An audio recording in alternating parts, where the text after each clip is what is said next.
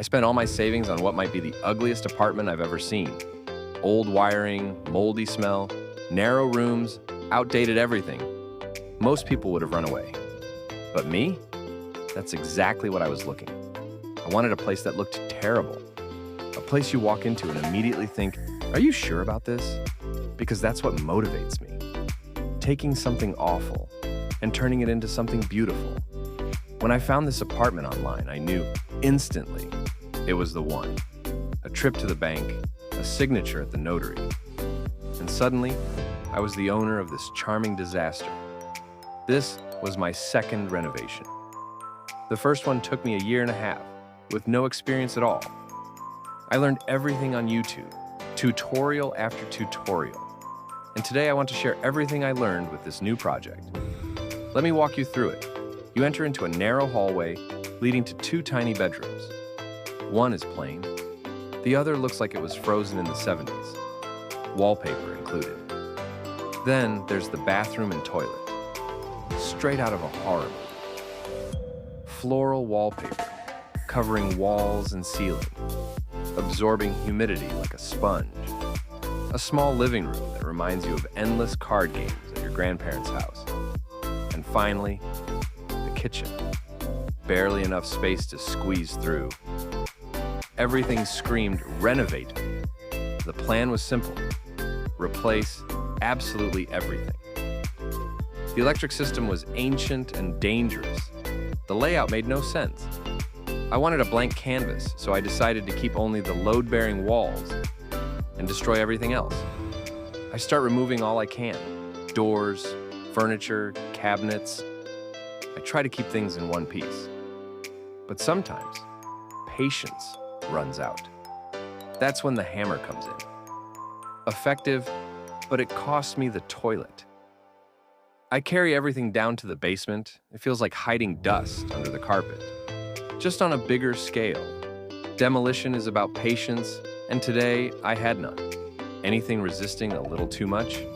Hammer time. The kitchen units were built like tanks. The hit it hard method didn't work. So I swallow my pride and start unscrewing everything one by one. Except one cabinet. No idea how that thing was built. Hammer method again. Worked perfectly. Once everything is gone, the space already breathes better. But that was just the beginning. Because remember, every wall had to go. And if you've never demolished a wall before, I highly recommend it. It's therapy until you have to clean the rubble. I fill bag after bag, take everything to the basement, stack the big pieces, and surprisingly, even alone, it goes pretty fast. Little hammer, easy to handle. Perfect to break walls without destroying your back. I cut every cable I find. Don't worry, I turned off the electricity. No electric shock for me, thank you. And then, something unexpected happens. While breaking a wall, I notice the ceiling structure. Wooden slats holding old plaster. I get curious. I break a small hole, then a bigger one. And suddenly, a surprise. There's an entire attic above the apartment. Not just a crawl space, a real space. Tall enough to stand. More than 2.5 meters at the highest point. I check the documents again. And yes, this space is legally part of the apartment. I had just gained an entire extra floor. A complete game changer. But also a lot more work. But first, I had to finish destroying the remaining walls. None were load-bearing, confirmed by what I saw in the attic. Except one brick column, an old chimney duct. This one had to stay.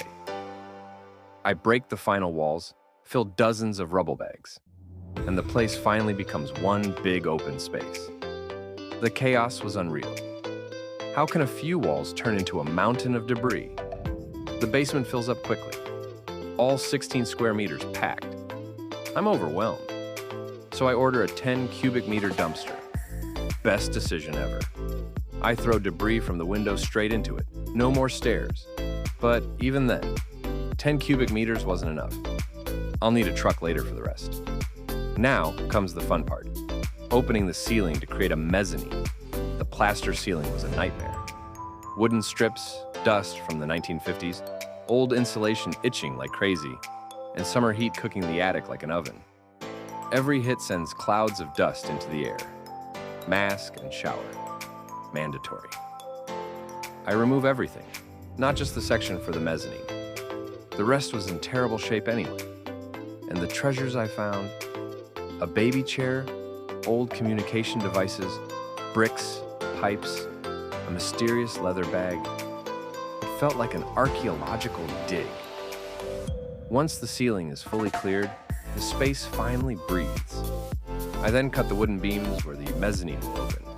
A long saw, some muscle, and patience.